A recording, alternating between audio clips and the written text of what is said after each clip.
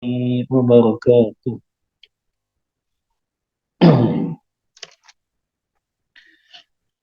Innal hamdalillah hamdan katsiran tayyiban mubarakan fih kama yuhibbu rabbuna wa yardah. Wa asyhadu an la ilaha illallah wahdahu la syarika lah wa asyhadu anna Muhammadan abduhu wa rasuluh. Allahumma salli wa sallim ala nabiyyina Muhammadin sallallahu alaihi wasallam wa ala alihi wa ashabihi wa man tabi'ahum bi ihsanin ila yaumiddin amma ba'd. Akhwati fillah rahimani wa rahimakumullah. Alhamdulillah di siang hari ini dengan izin dan pertolongan dari Allah kita bisa melanjutkan kembali pembahasan kita dari kitab Panduan Amal Sehari Semalam yang ditulis oleh Al-Ustadz Abu Ihsan Al-Athari hafizahullahu ta'ala, dan kita sampai pada amalan yang ke-16, yaitu membaca Al-Quran Al-Karim.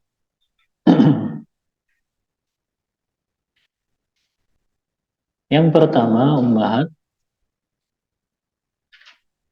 Rasulullah SAW menyebutkan di dalam hadis yang sahih yang diriwayatkan oleh Imam Ahmad dalam kitab Musnadnya.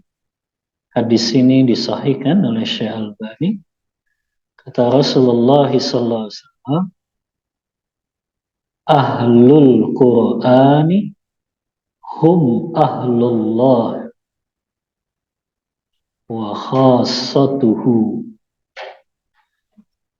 Ahlul Quran itu adalah orang yang begitu dekat dengan Allah Ta'ala.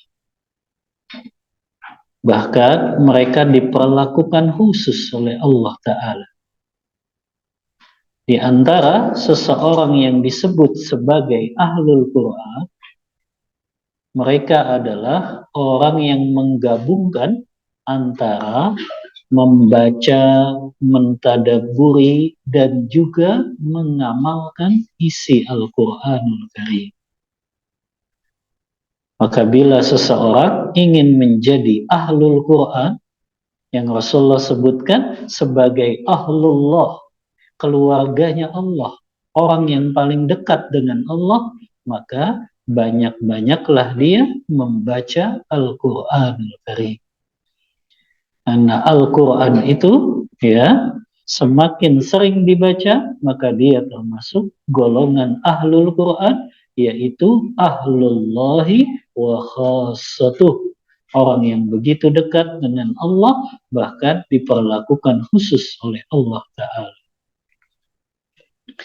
Membaca Al-Quran, kita baca dulu yang perkataan penulis dalam kitab ini.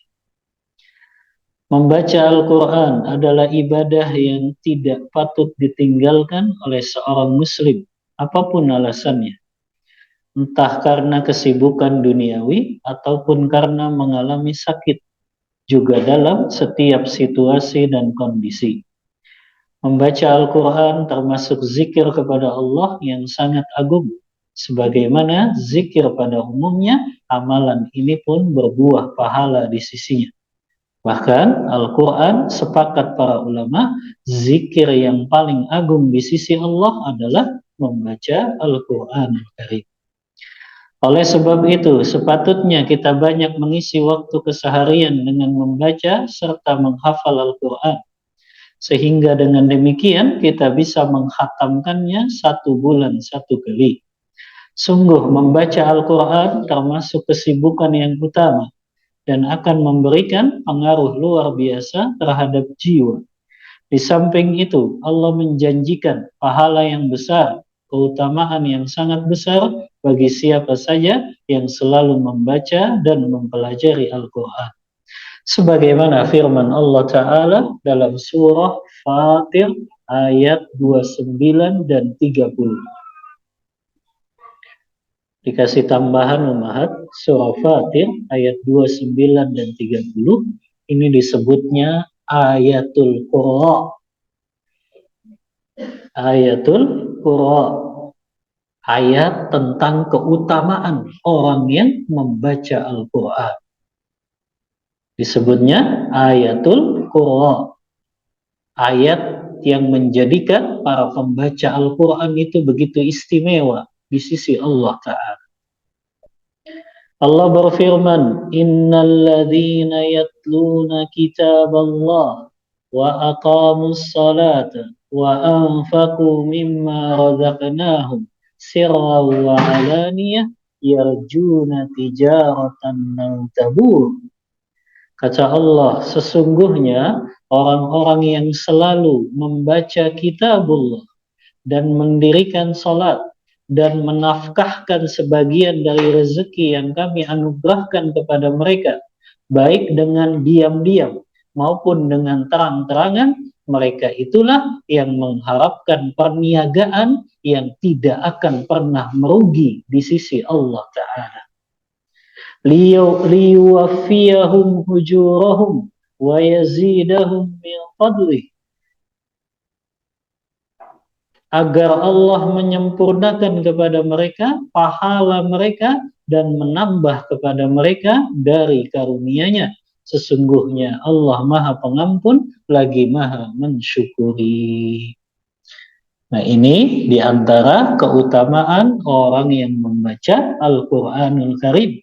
Mereka disebut oleh Allah, merekalah orang-orang yang mengharapkan perniagaan, investasi yang tidak akan pernah merugi selama-lamanya. Jadi kita baca Al-Quran itu investasi, Umahat. Kalau hari ini kita begitu ingin jadi investor di dunia, maka yang perlu kita pikirkan juga memperbanyak investasi kita di akhirat, di antaranya dengan memperbanyak membaca Al-Quranul Karim. Allah memerintahkan kita, kaum muslimin, supaya membaca kitabnya Al-Quran dengan tartil dan sungguh-sungguh. Sebagaimana firman Allah Ta'ala dalam surah Al-Muzammil ayat yang keempat, warattilil Qur'ana tartila, dan bacalah Al-Quran itu dengan tartil. Apa yang dimaksud dengan tartil, Ummahat? Dengan tartil, kata para ulama tafsir, sesuai dengan hukum-hukum tajwid, sesuai dengan sifat-sifat hurufnya, dan hendaklah dia baca dengan perlahan-lahan. Dan juga firman Allah Ta'ala dalam surah Al-Baqarah ayat 121. Allah berfirman, alladzina yatlunahu haqqa tilawatih, mereka membacanya dengan bacaan yang sebenar-benarnya. Apa maksudnya?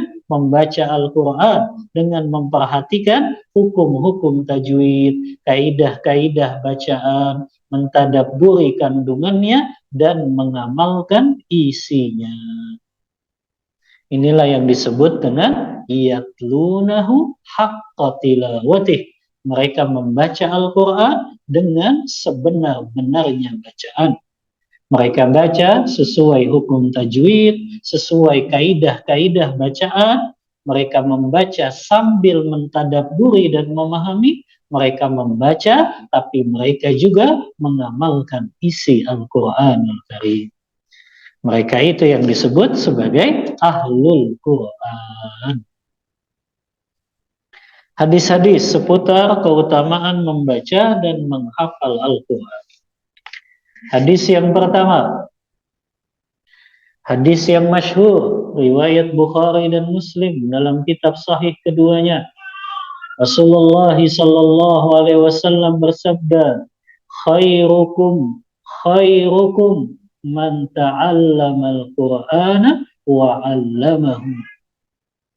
Sebaik-baik manusia di antara kalian, sebaik-baik manusia di antara kalian adalah yang mempelajari Al-Quran dan mengajarkannya. Hadis riwayat Bukhari dan Muslim.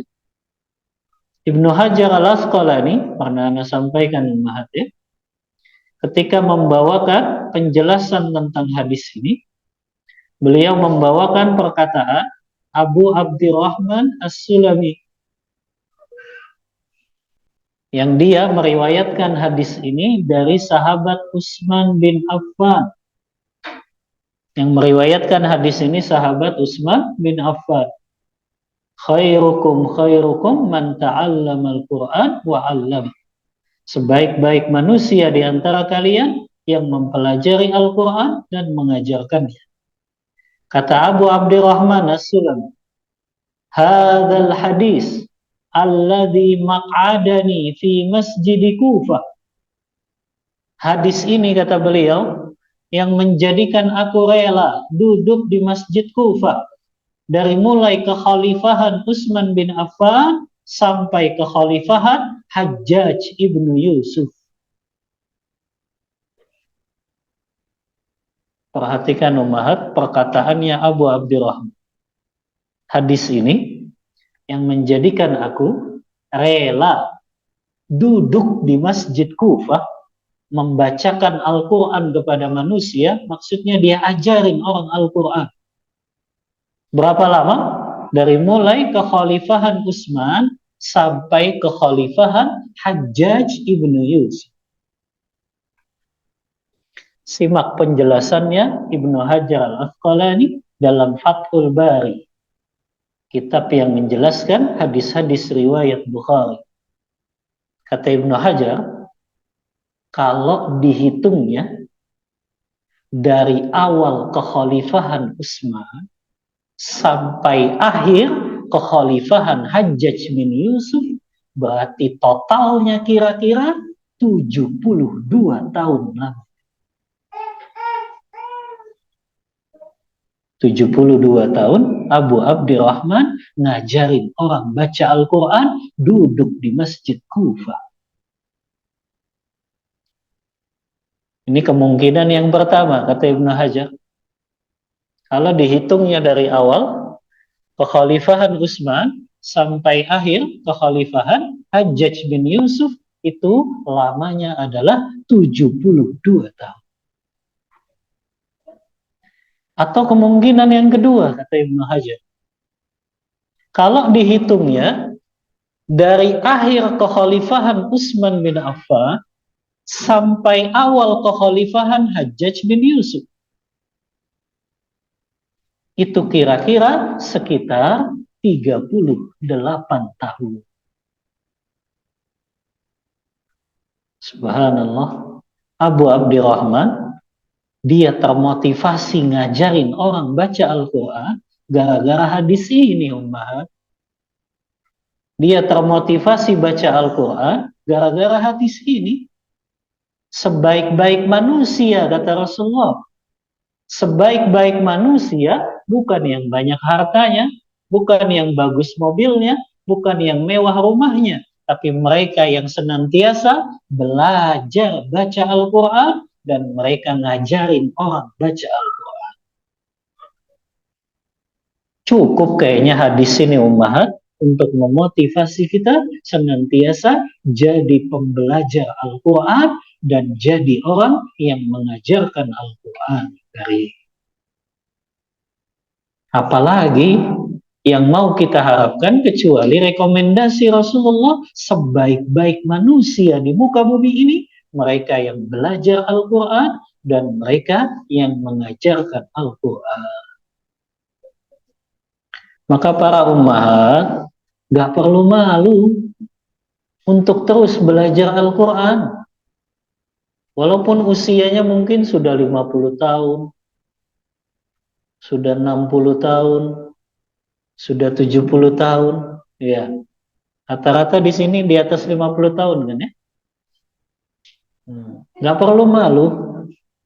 Kalaupun hari ini bacanya masih terbata-bata, maka terus belajar. Dan gak ada rasa malu.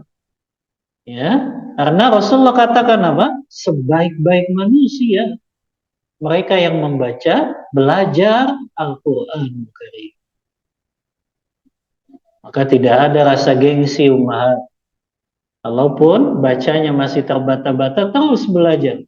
Walaupun usianya mungkin sudah senja, 50, 60, 70 terus belajar. Dan tidak ada aib yang namanya orang mempelajari Al-Quran. Ya, jangan anaknya saja disuruh belajar Al-Quran, anaknya disuruh ngafal Al-Quran, tapi orang tuanya nggak mau belajar Al-Quran. Nah, ini kan kebanyakan orang tua zaman now, ya. Anaknya disuruh belajar Al-Quran, suruh belajar tajwid yang benar, belajar tahsin, disuruh menghafal. Orang tuanya nonton TV aja di rumah. Ya, nggak mau belajar Al-Quran. Maka ini keutamaan orang yang mempelajari Al-Quran dan mengajarkannya. Apa yang dimaksud mempelajari, ummahat? Mempelajari yang pertama, mempelajari bacaan Al-Quran yang benar, sesuai hukum tajwidnya, sesuai sifat-sifat hurufnya, sesuai kaidah bacaannya, atau juga dia mempelajari cara memahami tafsir Al-Qur'annya. Ini yang dimaksud dengan dia mempelajari Al-Qur'anul Karim. Jadi kalau ummahat sudah merasa, bacaan saya sudah bagus kok, kaidah-kaidahnya sudah benar, hukum tajwidnya sudah benar, maka tingkatkan lagi dengan cara apa? Cara memahami apa yang kita baca. Pelajari tafsirnya, pelajari sebab-sebab turunnya ayat-ayatnya, pelajari tentang hukum-hukum yang terdapat di dalamnya. Baru kemudian mengamalkan apa yang ada di dalam Al-Quran tersebut. Nah, ini yang dimaksud mempelajari Al-Quranul Karim. Jadi jangan merasa belajar Al-Quran cukup sudah bisa hukum tajwid dan kaidah bacaan saja. Salah. Yang dimaksud mempelajari Al-Quran, pelajari tafsirnya. Karena mustahil ummahat, kita bisa khusyuk dalam sholat kita bisa khusyuk di dalam kita membaca Al-Quran dalam sholat, kalau kita nggak paham cara memahami apa yang ada di dalam Al-Quran. Nah, ini yang akhirnya menjadikan kita susah khusyuk dalam sholat, karena kita nggak paham dengan apa yang kita baca ketika sholat. Ini hadis yang pertama. Hadis yang kedua, hadis dari Ibunda Aisyah radhiyallahu anha. Hadis riwayat Bukhari dan Muslim juga. Rasulullah bersabda, "Al-mahiru bil Qur'an ma'as safaratil kiramil bararah, walladhi yaqra'ul Qur'ana wa yatata'ta'u fihi." Walladhi yaqra'ul Qur'an wa yatata'ta'u fihi wa huwa 'alaihi syaqun lahu ajran. Orang yang mahir membaca Al-Quran akan bersama rombongan malaikat yang mulia lagi terpuji. Adapun orang yang terbata-bata dan kesulitan dalam membacanya, maka dia mendapatkan 2 pahala. Pahala karena dia terbata-bata, pahala karena dia kesulitan di dalam membaca Al-Quran tersebut. Ini keutamaan orang yang dia mahir membaca Al-Quran, dia bersama rombongan para malaikat yang mulia. Hadis yang ketiga, Rasulullah SAW bersabda, "Mathalul mu'min alladhi yaqra'ul Qur'ana kal utrujjah." Perumpamaan seorang mukmin yang dia membaca Al-Quran adalah seperti buah utrujjah. Apa itu buah utrujjah? Aromanya harum dan rasanya enak. Yang kedua, wa matsalul ladzi la yaqra'u katamrah. Perumpamaan mukmin yang dia tidak membaca Al-Quran maka dia seperti sebuah kurma. Kalau kurma gimana rasanya? Ta'muha thayyib wala rihalah.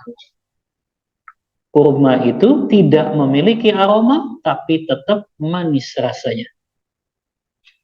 Yang ketiga, wa mathalul fajiril ladzi yaqra'ul Qur'an kamathali raihan rihuha thayyibun wa ta'muha murrun. Perumpamaan orang fasik yang dia membaca Al-Qur'an adalah seperti raihana. Apa itu raihana? Aromanya wangi tapi rasanya pahit.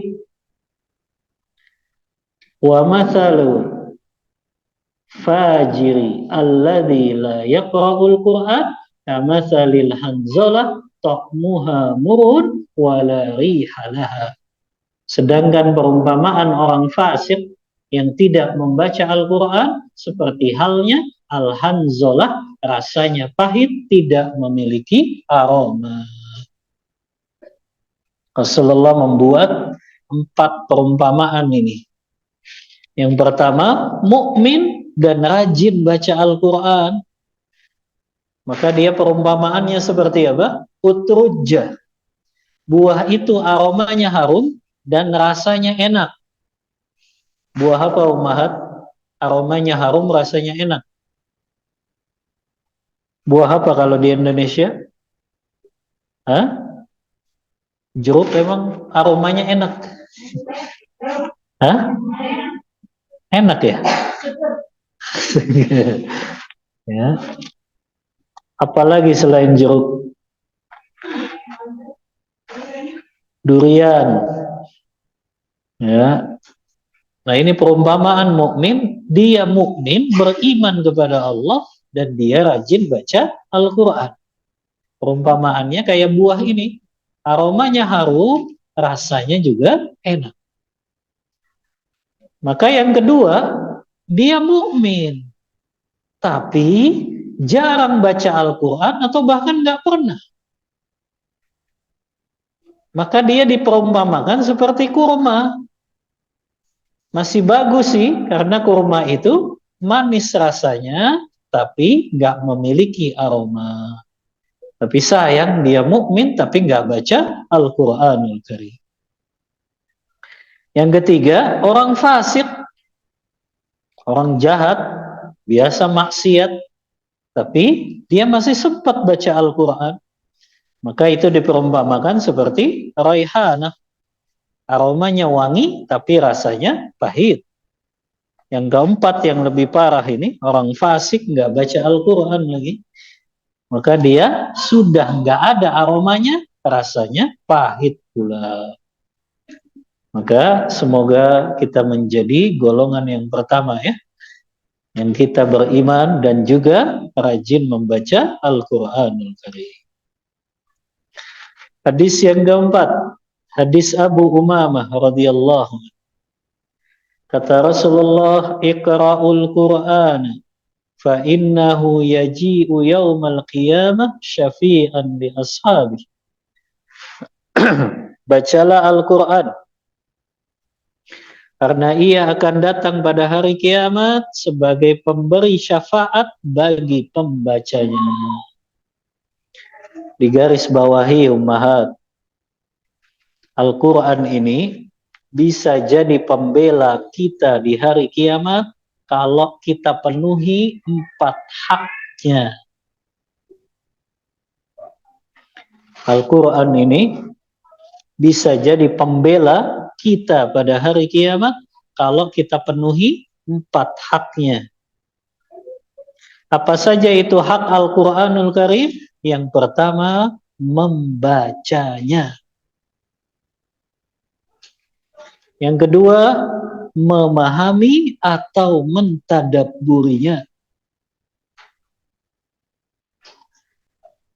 Yang ketiga, mengamalkannya. Yang keempat, mendakwahkannya.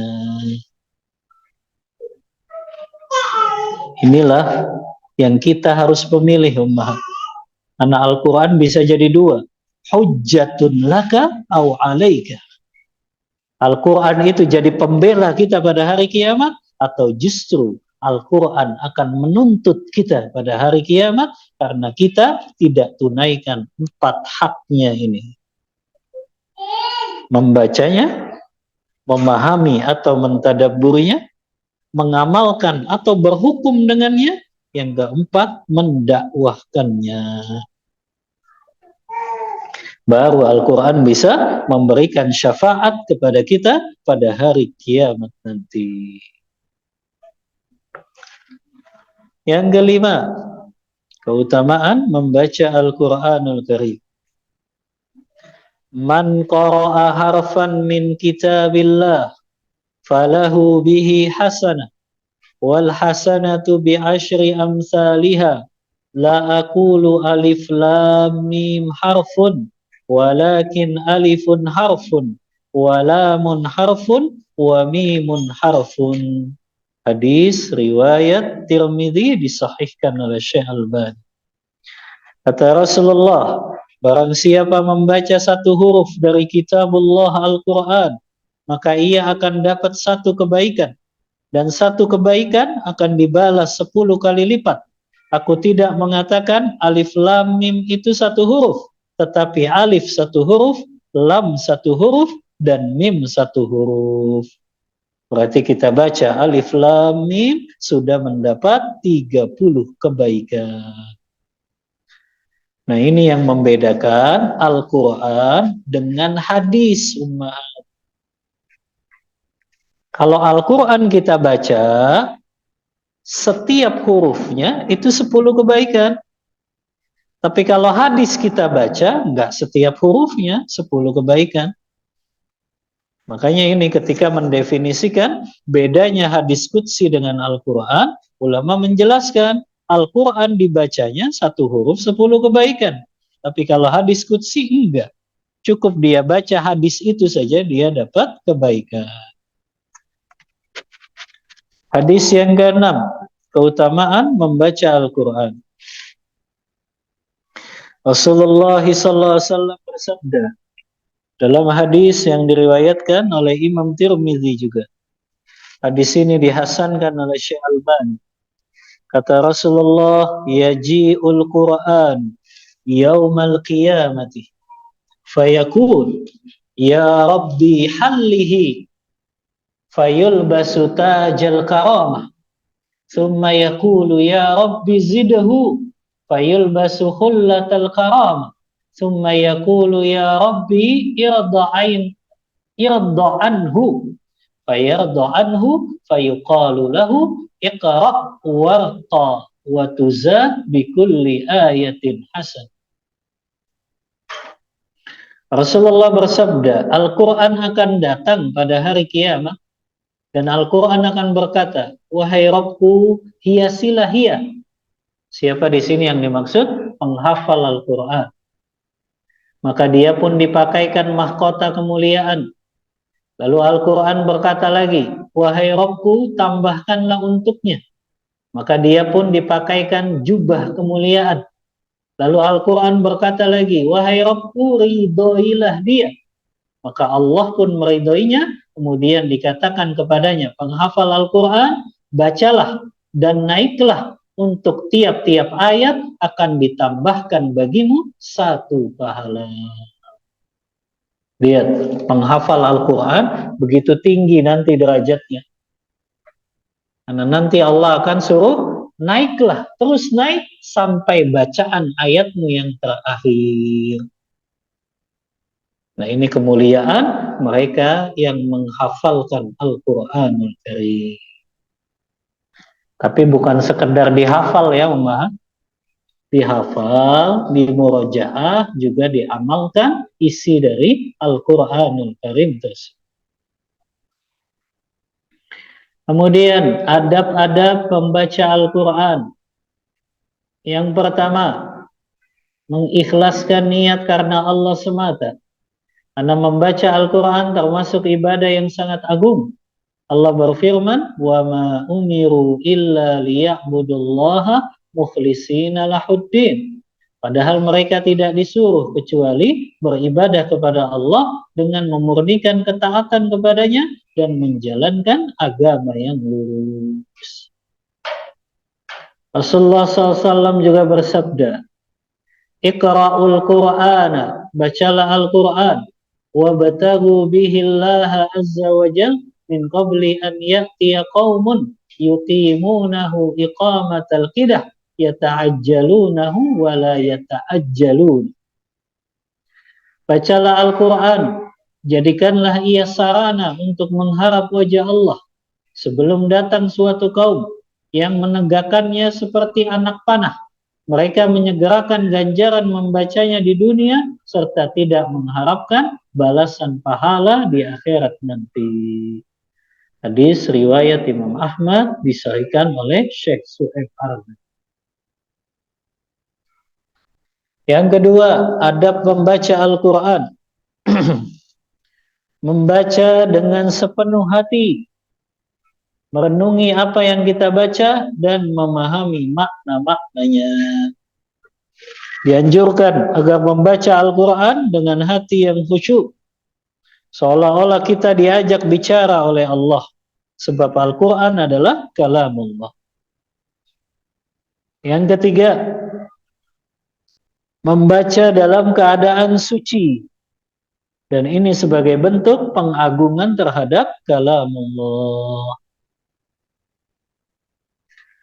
Yang keempat, tidak membacanya di tempat-tempat yang kotor atau tempat-tempat bising yang bisa menyebabkan Al-Quran terabaikan. Ini merupakan salah satu bentuk pelecehan terhadap Al-Quran. Al-Quran nggak boleh dibaca di kamar mandi, tempat-tempat buang air besar, buang air kecil, dan itu tidak sesuai dengan kemuliaan Al-Quran. Yang kelima, meminta perlindungan Allah dari gangguan syaitan yang terkutuk saat membaca Al-Quran. Kita membaca apa? Ta'awuz, isti'adah. Minta perlindungan kepada Allah Ta'ala. Sebagaimana firman Allah dalam surah An-Nahl ayat 98. Fa'idha qara'tal Qur'ana fasta'idh billah minasyaitonir rajim. Apabila kamu membaca Al-Quran, baik di dalam salat maupun di luar salat, maka hendaklah kamu minta perlindungan kepada Allah dari godaan syaitan yang terkutuk. Inilah yang bisa kita samakan dengan membaca isti'azah atau a'udzubillah.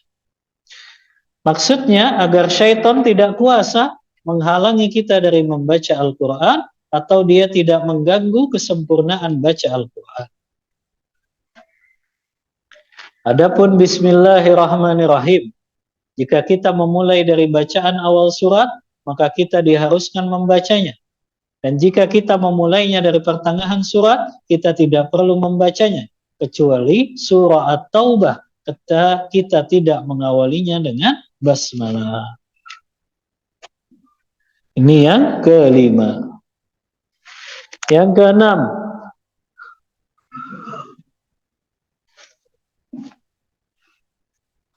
memperindah suara dan melakukan bacaan Al-Quran. Sebagaimana sahabat Bara' bin Azib, beliau meriwayatkan Nabi SAW bersabda, Zayyinul Qur'ana bi aswatikum. Hiasilah Al-Quran dengan membaguskan suara kalian. Fa inna sautal hasan yazidul Qur'ana hasanan. Karena sesungguhnya suara yang bagus akan membuat Al-Quran bertambah indah.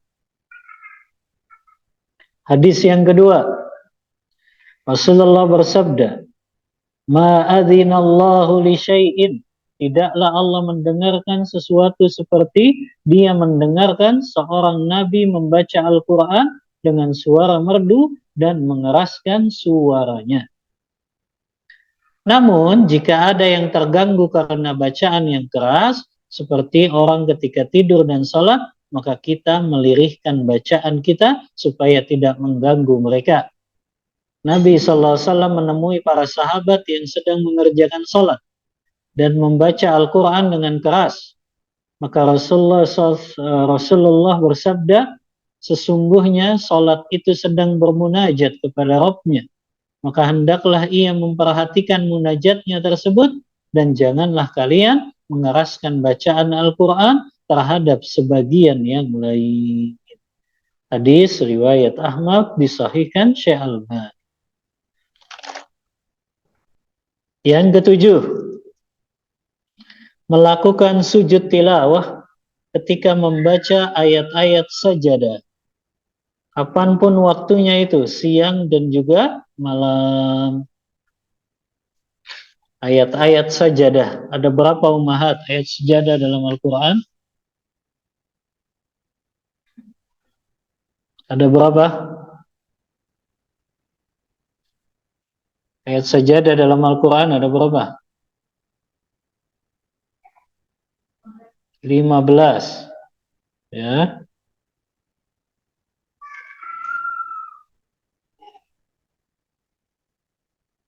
Yang pertama dimulai dari surah apa? Al-A'raf. Kemudian setelahnya surah apa? Hah?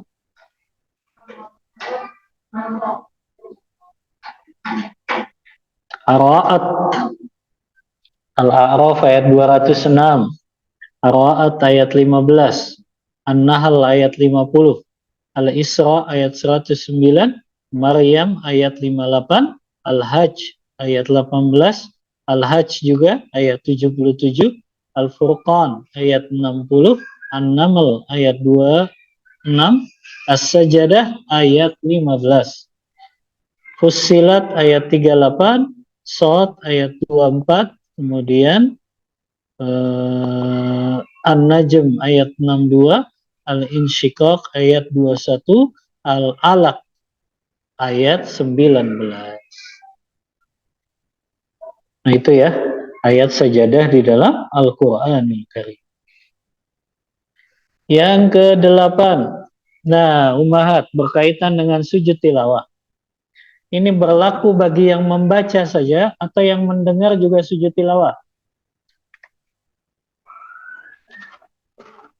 Nah, berlakunya bagi yang membaca saja atau yang mendengar juga sujud tilawah?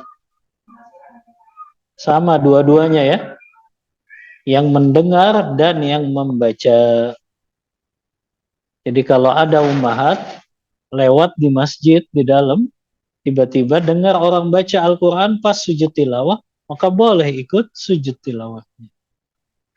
Karena dia berlaku baik dalam sholat maupun di luar sholat.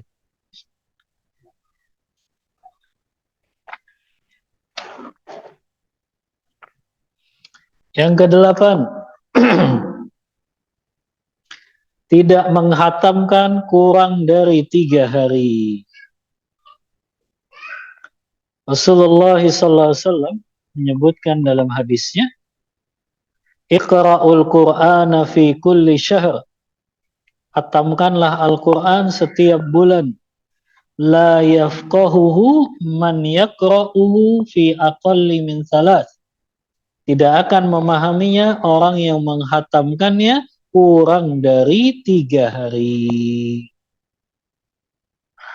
Namun maksud hadis ini ummahat bukan berarti kita nggak boleh hatam kurang dari 3 hari. Tapi hanya sebagai ukuran saja.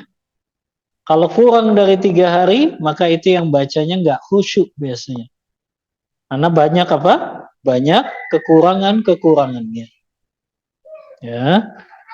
Apalagi dia bacanya harus cepat-cepat kan? Kalau dia punya target 3 kali hatam. Ya. Nah, ini kan bertentangan ummahat dengan yang dilakukan para ulama salaf dulu. Para ulama salaf dulu seringnya, bahkan ini diceritakan oleh Imam Nawawi dalam kitabnya At-Tibyan fi Adabi Hamalatil Quran. Beliau mengatakan ada di antara ulama salaf yang hatam Al-Quran 1 hari 1 kali hatam. Siapa itu? Utsman bin Affan, Tamim Ad-Dari, Sa'id bin Jubair, ya. Mereka itu 1 hari 1 kali hatam. Ada yang lebih istimewa lagi ummahat. 1 hari 2 kali hatam. Pagi sampai siang hatam 1 kali. Kemudian malam sampai sebelum subuh hatam 1 kali lagi. Ini 1 hari 2 kali hatam. Ada yang lebih luar biasa lagi ummahat. 1 hari 1 malam 4 kali hatam.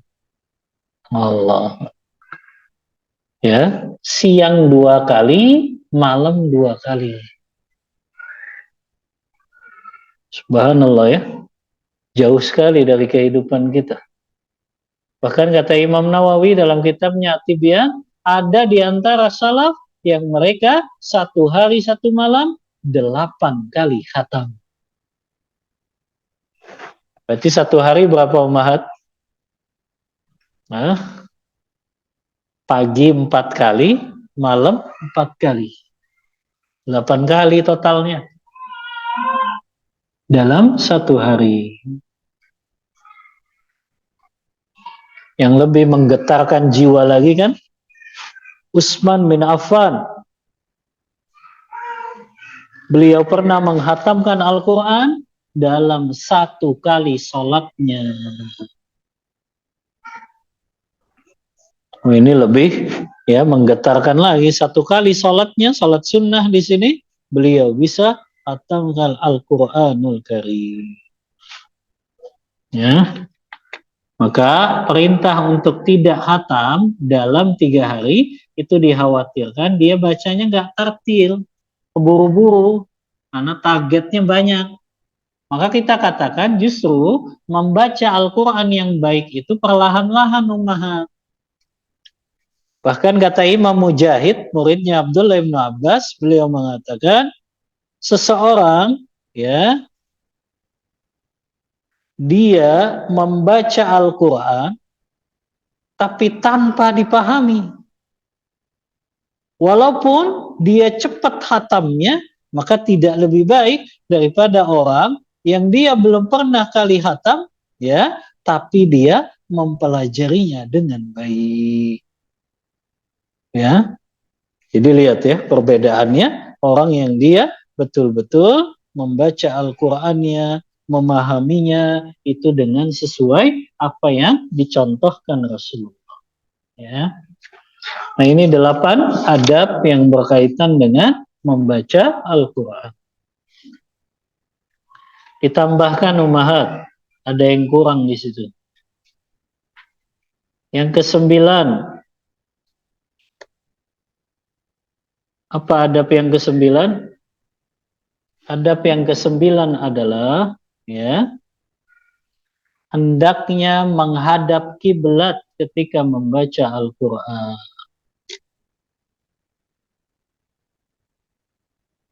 Hendaklah menghadap kiblat saat membaca Al-Quran. Ini hukumnya sunnah saja, ya, tidak sampai kepada wajib. Karena ada hadisnya ummahat, ya, sebaik-baik majelis kata Rasulullah. Sebaik-baik majelis itu adalah majelis yang dia ketika mempelajari sesuatu itu adalah menghadap ke arah kiblat. Kata Rasulullah, inna likulli syai'in sayyid. Rasulullah bersabda, sesungguhnya setiap segala sesuatu memiliki pemimpin. Dan ya, sesungguhnya sebaik-baik majelis adalah majelis yang dia menghadap ke arah kiblat. Sama ummahat ya, majelis ilmu kayak, majelis tahsin Al-Quran kayak, majelis tahfiz Al-Quran kayak, sebaik-baik majelis, majelis itu menghadap ke arah kiblat. Makanya sebaik-baik orang yang membaca Al-Quran, dia juga baca Al-Qurannya menghadap ke arah kiblat. Masuk di rumah ummahat, ya, masuk di rumah kita usahakan kita baca Al-Qurannya menghadap ke arah kiblat. Dan ini diantara adab ketika membaca Al-Quranul Karim. Yang ke-10 ummahat, ditambahkan lagi adab yang ke-10. Adab yang ke-10 juga terhadap Al-Quranul Karim adalah mengamalkan isi kandungan Al-Quranul Karim. Mengamalkan isi kandungan Al-Quranul Karim. Dan ini yang paling penting ummahat. Jangan sampai kita rajin baca tapi lupa mengamalkannya. Ini perkara yang tidak layak kalau seorang muslim, ya, dia mempelajari sesuatu kemudian dia lupakan begitu saja. Ya. Maka dia fahami itu. Ini adabnya. Makanya sering saya jelaskan ummahat. Di antara para salafus saleh ada yang mereka ketika membaca Al-Quran sampai mereka pingsan dan mereka wafat. Mereka lah yang diberikan julukan oleh para ulama qatilul Quran, orang yang terbunuh karena Al-Quranul Karim. Ya. Pernah anak kisahkan kisahnya seorang tabi'in, Abdullah ibnu Abi Aufa. Ini dicatat nih sama Imam Nawawi dalam, ya, kitabnya At-Tibyan fi Adabi Hamalatil Quran. Kata Imam Nawawi, suatu hari Abdullah bin Abi Aufa ini dia baca satu ayat di dalam surah Al-Mudaththir kalau nggak salah, fa idza nuqira fin naqur. Surah apa tuh Mahat?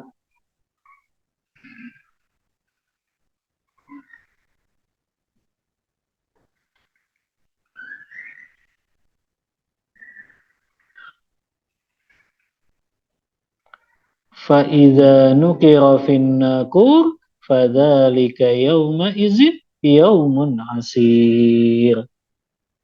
Surah apa? Benar ya, Al-Mudaththir kan? Ya. Ketika Abdullah bin Abi Aufa baca ini, fa idza nuqira bin naqur, apabila tiupan sangkakala telah ditiupkan, fadzalika yauma idzin yaumun asir, maka pada hari itu hari yang sangat sulit sekali. Beliau nangis, beliau pingsan. Kemudian dibangunkan oleh sahabatnya yang lain, diciprati air, beliau sadar sebentar, setelah itu beliau meninggal dunia. Lihat ummahat, mereka begitu takut kalau sudah dengar ayat-ayat tentang hari kiamat. Salafus saleh itu, ya, takutnya luar biasa. Kalau sudah bicara tentang ayat azab dan ayat tentang hari kiamat, mereka langsung jatuh takut. Lihat bagaimana salafus saleh kita berinteraksi dengan Al-Quranul Karim. Ya. Nah, begitu juga ummahat. Dianjurkan kalau melewati ayat-ayat tentang rahmat, ya, itu hendaknya kita memohon kepada Allah. Memohon apa? Supaya dapat rahmat tersebut. Tapi kalau melewati ayat-ayat tentang azab, maka kita berlindung dari azab neraka tersebut. Nah, ini diantara adabnya. Apa adabnya yang ke-10 tadi, ummahat? Mengamalkannya. Dan ahlul Quran ini berbeda. akhlaknya, kemuliaannya dari orang-orang yang jarang baca Al-Quran. Ada satu kaidah, Mbak.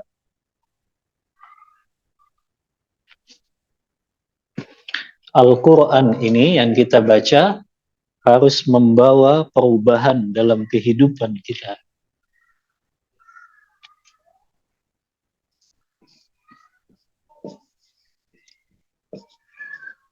Al-Quran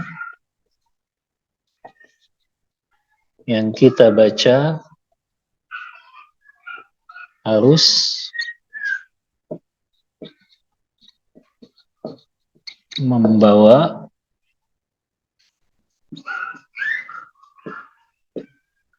perubahan dalam hidup kita. Perubahan yang dimaksud apa? Perubahan menjadi lebih baik.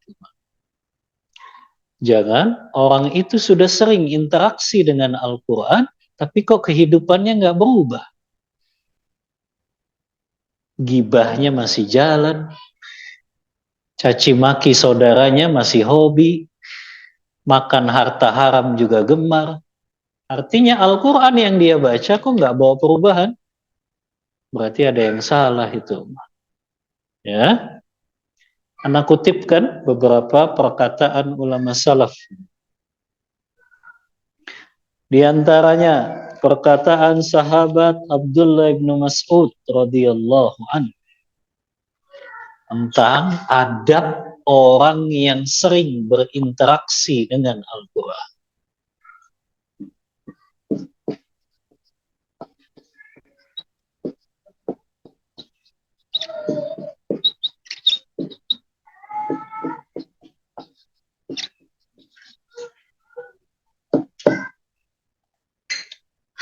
Abdullah bin Mas'ud berkata, Abdullah ibnu Mas'ud.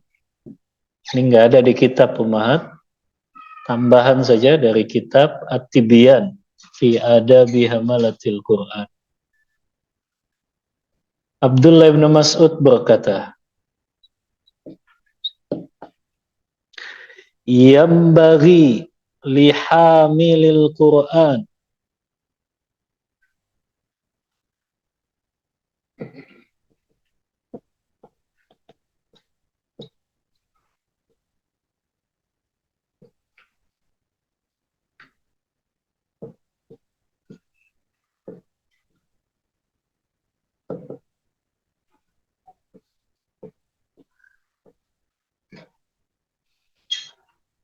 an yu'rafa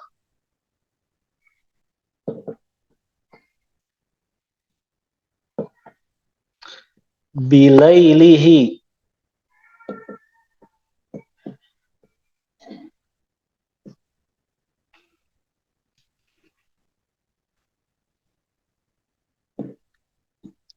idzan nasu naimin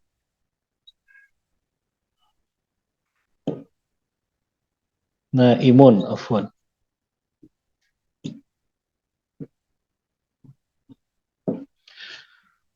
wa binaharihi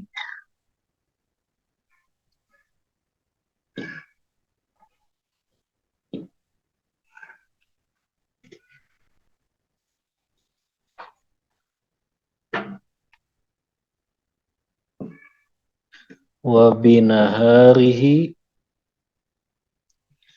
idzan nasu muftirun.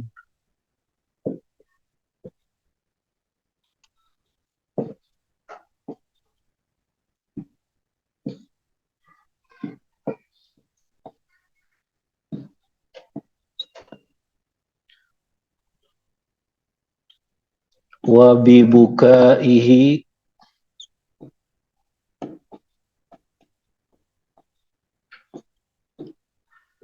idzan nasu yadhakun.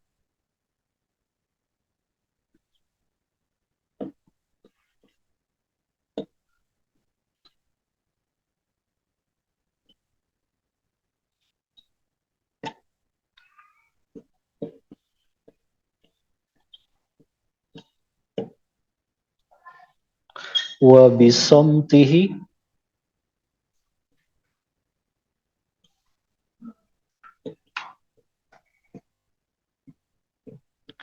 idzan nasu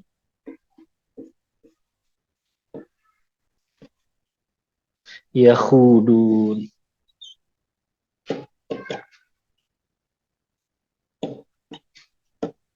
Nah,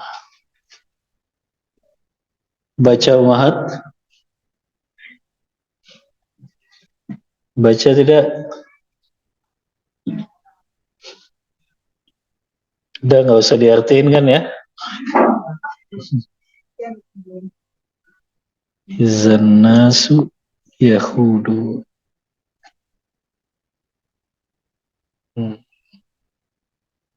Yang bagi, kata Ibnu Mas'ud, selayaknya, sepantasnya, sudah seharusnya lihamilil Quran, orang-orang yang membawa Al-Quran ini.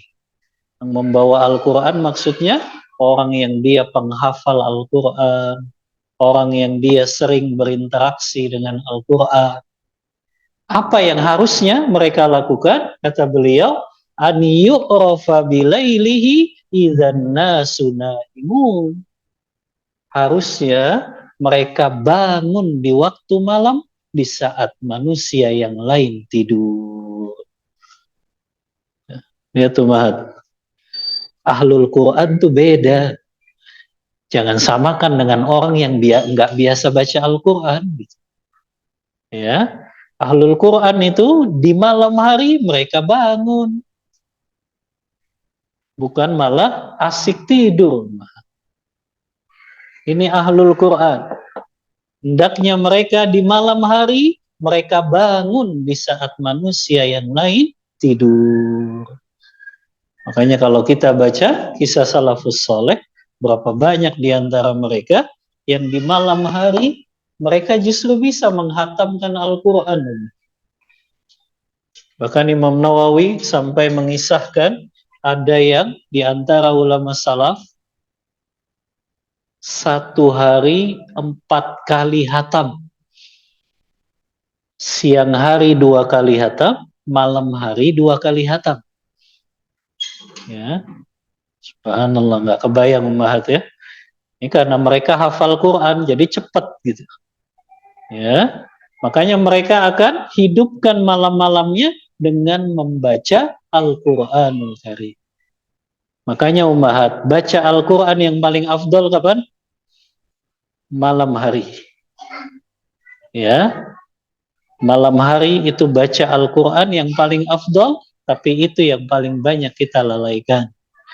Malam itu hitungannya dari kapan? Setelah terbenam, maghrib sampai sebelum terbitnya fajar. Itu kan yang banyak kita lalai. Ya, justru kebanyakan kita paling bacanya habis subuh. Ya, atau pagi hari. Padahal baca Al-Quran yang paling afdol di malam hari. Ya, dari ba'da maghrib sampai sebelum terbitnya fajar subuh. Makanya Rasulullah dalam hadis riwayat Ad-Darimi memberikan keutamaan baca Al-Quran pada malam hari. Kata Rasulullah, man qara al-Quran bimi'ati ayah kutibalahu kunutu lailah. Siapa yang membaca Al-Quran pada malam hari, ini Ummahat dicatat, khusus malam hari saja. Dia baca Al-Quran malam hari minimal 100 ayat, maka dia ditulis untuknya pahala seperti orang yang sholat semalam suntuk. Siapa yang baca Al-Quran di malam hari minimal 100 ayat, ditulis untuknya pahala seperti orang yang sholat semalam suntuk. Jadi dihitung pahalanya seperti dia semalaman tuh sholat. Padahal dia tidur, tapi karena dia baca Al-Quran di malam harinya minimal 100 ayat. Nah, ini ya Ummahat, Ahlul Quran dia bangun di waktu malam saat manusia yang lain tidur. Dan kata Allah apa Ummahat dalam surah Al-Muzammil, inna nasyi'atal laili hiya asyaddu wat'a wa aqwamu qila. Bacaan di malam hari itu lebih berkesan, Ummahat. Kalau kita mau merasakan nikmatnya baca Al-Quran, baca itu di sepertiga malam. Karena kata Allah, bacaan Al-Quran di malam hari itu begitu berkesan di hati-hati manusia. Ya, maka nggak layak ini kalau orang sudah sering interaksi Al-Quran, malam hari dia malah tidur, nggak mendirikan sholat malam. Kemudian yang kedua kata Ibnu Mas'ud, selayaknya pembawa Al-Quran, orang yang sering interaksi dengan Al-Quran, di siang harinya dia ngapain? Dia berpuasa. Di saat manusia yang lain enak-enakan makan dan minum. Karena kenapa Umar? Ahlul Quran, kenapa dia butuh puasa di siang hari? Untuk jaga ini seluruh anggota tubuhnya. Kalau dia puasa kan otomatis terjaga tuh. Apanya? Matanya terjaga, lisannya terjaga, telinganya terjaga, tangan dan kakinya terjaga. Karena dia ingat, dia puasa. Itu ahlul Quran, terjaga seluruh anggota tubuhnya. Makanya ahlul Quran kata Ibnu Mas'ud, di siang hari dia berpuasa, di saat yang lain enak-enakan makan dan minum. Yang ketiga kata Ibnu Mas'ud, wa bibukaihi idzan nasu yadhakun. Mereka para penghafal, pembawa Al-Quran, mereka justru banyak menangis di saat manusia yang lain banyak tertawa. Di saat orang lain begitu bangga dengan dosa-dosanya, ahlul Quran, satu kesalahan yang dia lakukan, dia nangis. Satu kelalaian yang dia tinggalkan, dia nangis. Dia ingat itu dosa. Dia lalaikan, dia tunda sholat 5 waktunya. Atau dia satu hari nggak baca Al-Quran, ahlul Quran tuh nangis. Ya, di saat orang lain mungkin menganggapnya biasa. Tapi kalau ahlul Quran nggak seperti begitu hidupannya. Berbeda dari mereka yang jarang berinteraksi dengan Al-Quran. Wa bisomtihi idzan nasu yahudun. Ahlul Quran itu mereka lebih banyak diamnya di saat manusia banyak komentarnya. Ini ahlul Quran di antara akhlaknya. Kata Ibnu Mas'ud, harusnya membawa perubahan. Orang yang sering berinteraksi dengan Al-Quran, akhlaknya juga seperti akhlak Al-Quranul Karim. Baik, ini Ummahat di antara pembahasan kita pada siang hari ini ditutup dengan perkataan dari sahabat Abdullah bin Mas'ud, Al-Quran yang kita baca harus membawa perubahan dalam kehidupan kita. Kalau Al-Quran sering kita baca tapi nggak bawa perubahan, harus dievaluasi ini. Kita sering baca Al-Quran tapi kok kata-katanya masih kotor, masih suka mencaci maki, masih suka menggibah, dievaluasi. Bukankah ayat Al-Quran yang kita baca melarang kita mencaci maki saudari muslimah, melarang kita menggibah, melarang kita ngomongin keburukan orang, tapi kok kita malah kerjakan? Maka dievaluasi segala yang sudah kita perbuat agar di akhirat nanti kita tidak dituntut oleh Al-Quran karena kita tidak mengamalkannya. Wallahu ta'ala a'lam bishawab. Untuk materi yang cukupkan. Wassallallahu ala nabiyyina Muhammadin wa ala alihi wa sahbihi wasallam.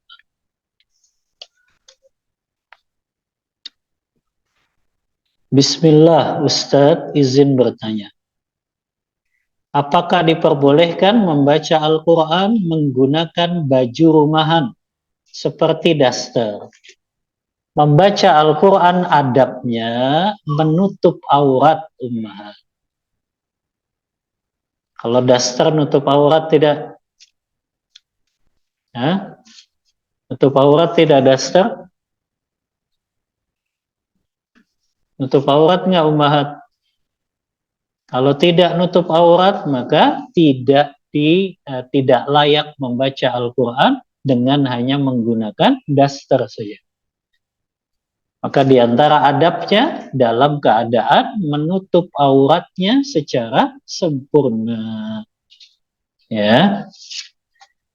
Kemudian Ustadz Afwan, apabila ibu mertua dibelikan beras dan kebutuhan bulanannya plus sedikit rezeki suami berupa uang, apakah sebagai istri Ana boleh meminta agar dibelikan beras juga dan kebutuhan rumah? Karena selama Ana jualan sembako yang modal dari Ana sendiri, bisa dibilang jarang dan hampir tidak membeli beras dan kebutuhan rumah, sedangkan barang yang digunakan untuk kebutuhan rumah tidak diganti, namun Ana juga perlu untuk muter modal, Ustaz. Ini pertanyaan atau curhat? Ya. Taib. Yang pertama, ummahat, yang boleh diminta oleh istri kepada suaminya adalah masalah nafkah. Berarti nafkah itu termasuk di dalamnya makanan, minuman, pakaian, ya. Maka kalau yang dimaksud di situ dibelikan beras, minta kepada suami untuk kebutuhan nafkah istri dan anaknya, maka boleh. Bahkan itu harus dia minta. Ya, kalau memang itu kebutuhan yang memang harus menjadi tanggung jawab suaminya. Jadi jangan mentang-mentang istrinya punya usaha beras, akhirnya suami nggak pernah beliin beras lagi. Ya, maka ini keliru, mah. Ya, sampaikan kepada suaminya, tetap dia wajib memberikan nafkah kepada istri dan anaknya. Ya, dia beli beras juga.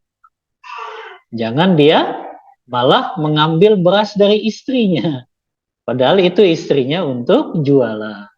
Ya, sampaikan kepadanya tentang keutamaan memberi nafkah kepada istri dan anak, yang Rasulullah bersabda dalam hadis riwayat Muslim, malun anfaqtahu fi sabilillah, harta yang engkau belanjakan di jalan Allah, harta yang engkau gunakan untuk membebaskan budak, harta yang engkau sedekahkan kepada fakir miskin, dan harta yang engkau gunakan untuk menafkahkan istri dan anakmu jauh lebih besar pahalanya harta yang engkau gunakan untuk menafkahkan istri dan anakmu.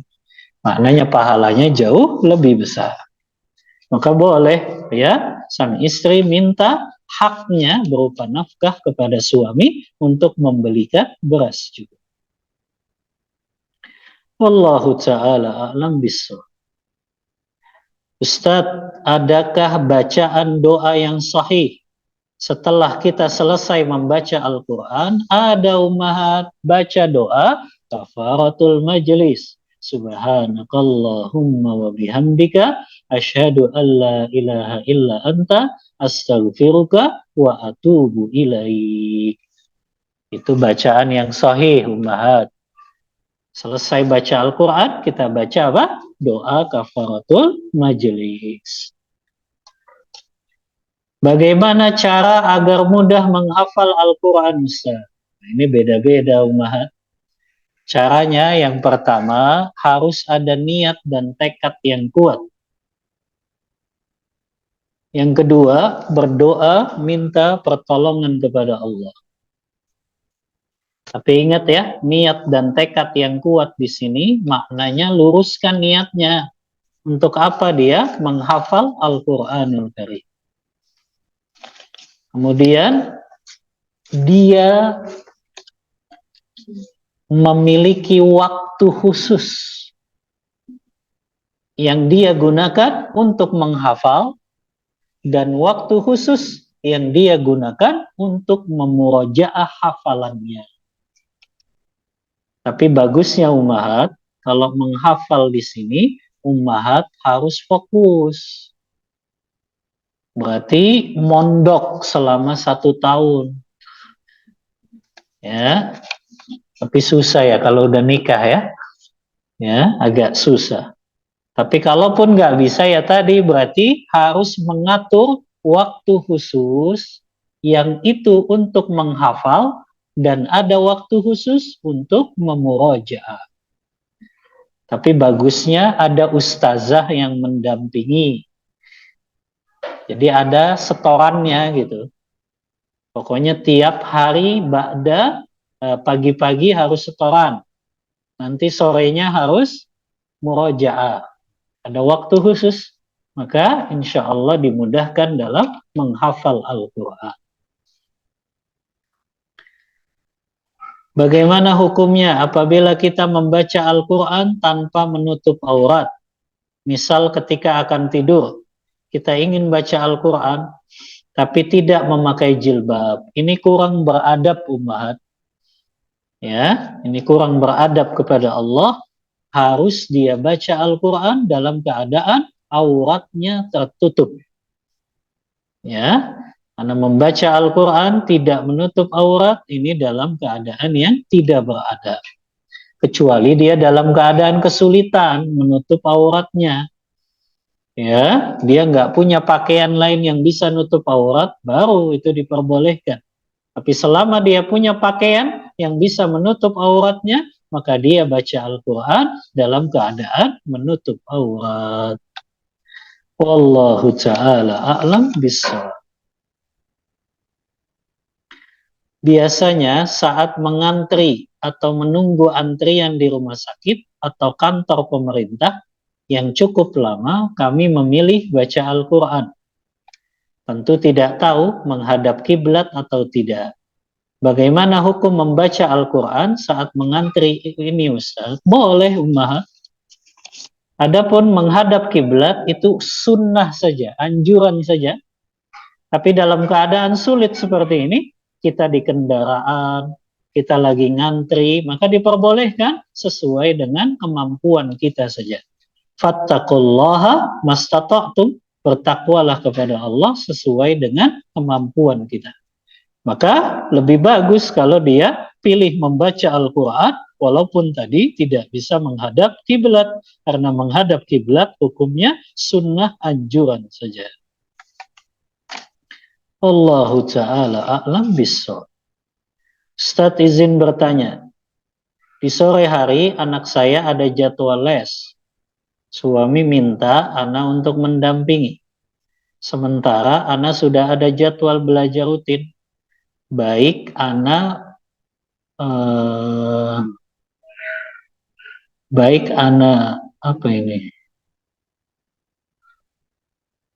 baik walaupun secara online belajarnya. Apa ana harus meninggalkan jadwal belajar rutin tersebut karena khawatir zalim kepada ana? Kalau memang itu perintah suami, ya wajib dilaksanakan ummahat. Maka harus mendampingi anak tersebut. Ya, berarti jadwal belajar online-nya diubah ummahat. Ini kan masalah teknis saja, ya. Kalau memang kita didampingi, kalau kita memang anak minta didampingi jadwal les, atau suami bahkan yang minta kita mendampingi, ya maka wajib hukumnya. Maka kita geser jadwal belajar online-nya di hari yang lain. Ya. Wallahu ta'ala a'lam bishawab. Afwan Ustaz, jika ada teman datang ke rumah, bolehkah saya diam saja agar tidak jadi berkunjung masuk ke rumah? Karena seringnya selalu membicarakan keburukan orang lain dengan alasan sebagai pelajaran, dan ujung-ujungnya membandingkan dengan dirinya. Sudah sering dinasehati atau diingatkan, Tapi tetap saja tidak berhenti dan dia masuk ke rumah saya sampai pulang dari rumah saya. Subhanallah.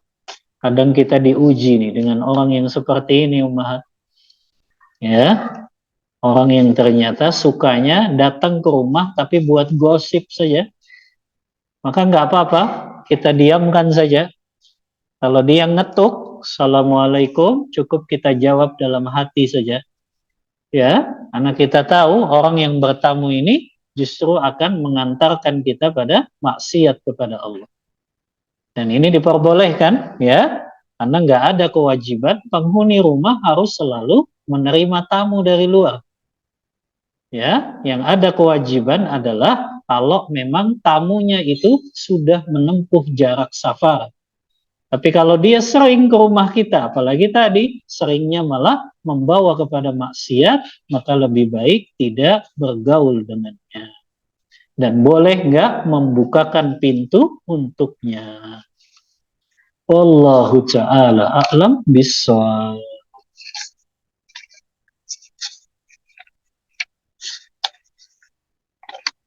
Cukup ya? Oh iya, yang online ya.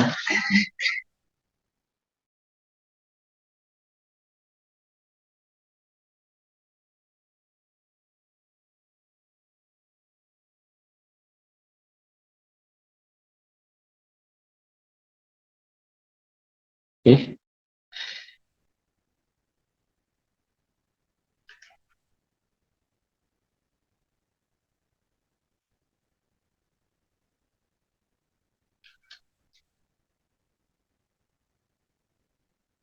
Loh,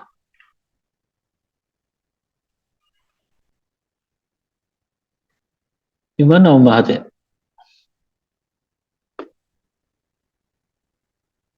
Oh nggak bisa kelihatan.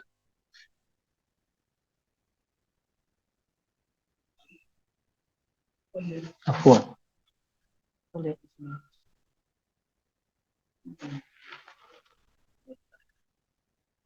Oh iya. Jazakallah khair. Afwan Ustaz, bertanya di luar tema. Bagaimana hukum memakai behel untuk kebutuhan gigi?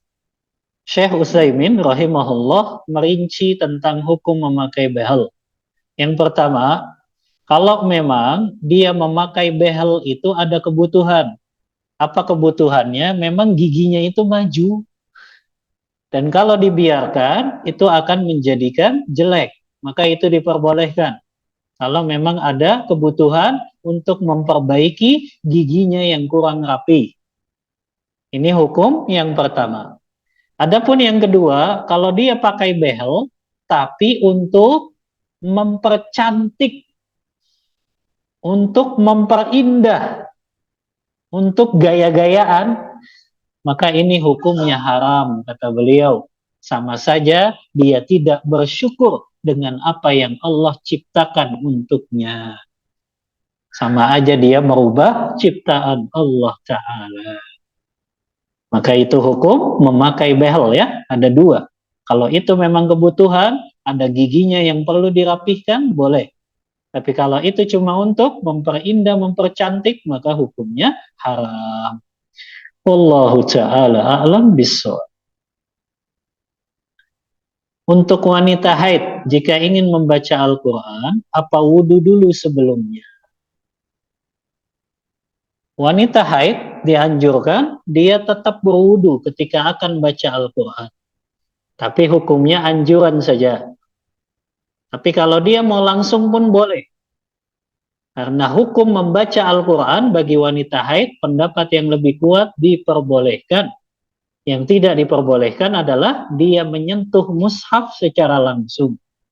Sebagaimana hadis Rasulullah, riwayat Al-Hakim, la yamassul Quran illa wa huwa tahir. Tidak boleh seorang pun menyentuh mushaf Al-Quran secara langsung, kecuali dia dalam keadaan suci. Maka membaca Al-Quran boleh untuk wanita haid. Yang tidak boleh kalau dia menyentuh mushafnya secara langsung tanpa ada penghalangnya. Apa? Ada pertanyaan? Enggak.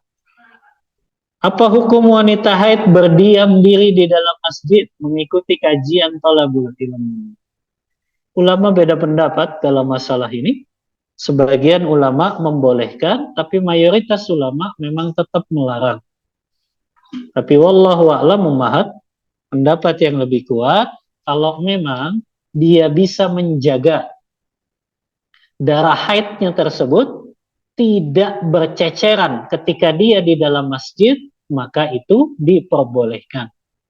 Tapi itu hanya dalam dia ikut kajian saja. Adapun dia berlama-lama di masjid, maka itu tidak diperbolehkan. Kalau kajian kan paling 1 jam, 1 jam setengah, maksimal 2 jam. Maka itu boleh hukumnya. Dia tetap ikut hadir kajian dengan syarat tadi ya, dia bisa menjaga agar darahnya tersebut tidak berceceran di dalam masjid. Wallahu ta'ala a'lam bissawab. Sudah ya, cuma 3 saja. Oh, 1 lagi. Manakah yang lebih baik? Manakah yang lebih utama dalam mengajari anak mengaji? Apakah mengajari sendiri atau diikutkan TPQ? Kalau ummahat merasa dirinya sudah mahir membaca Al-Qur'annya, tahu hukum-hukum tajwidnya, tahu sifat-sifat hurufnya, tahu kaidah-kaidah cara membacanya, maka yang lebih utama ummahat sendiri yang ngajarin anaknya baca Al-Quran. Jangan kalah sama guru TPA, karena nanti ummahat bisa dapat pahala yang terus mengalir. Kalau yang ngajarin guru TPA-nya, siapa yang dapat pahala mengalirnya? Guru TPA. Jadi kalau ummahat merasa saya sudah mampu kok, bacaannya saya paham sesuai hukum tajwid, sifat-sifat huruf, makharijul huruf, kaidah-kaidah bacaan, maka sudah ummahat yang ngajar anaknya sendiri. Karena itu akan menjadikan ummahat dapat pahala yang mengalir. Sampai ummahat meninggal, anak tersebut baca Al-Quran, setiap hurufnya mengalirkan pahala kepada ummahat yang pernah mengajarkan bacaan Al-Quran yang benar tersebut. Jadi ummahat, ana wasiatkan jangan kalah sama guru TPA. Ummahat sendiri yang ngajarin anaknya baca Al-Qur'anul Karim. Wallahu ta'ala a'lam bissawab. Baik, selesai ummahat. Tidak ada pertanyaan lagi. Kita cukupkan kajian kita pada siang hari ini. Mohon maaf bila ada kata-kata yang kurang berkenan. Wassallallahu ala nabiyyina Muhammadin wa ala alihi wa sahbihi wasallam. Kita cukupkan kajian kita membaca doa kafaratul majlis. Subhanakallahumma bihamdika asyhadu an la ilaha illa anta astaghfiruka wa atubu ilaik. Walhamdulillahi rabbil alamin. Wassalamualaikum warahmatullahi wabarakatuh.